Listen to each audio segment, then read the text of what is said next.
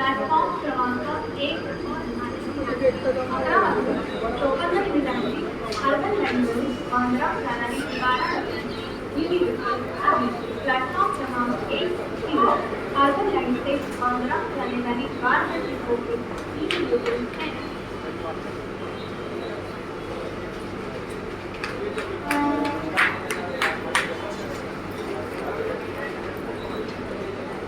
On duty accelerator staff platform क्रमांक 1 के accelerator को attend करें।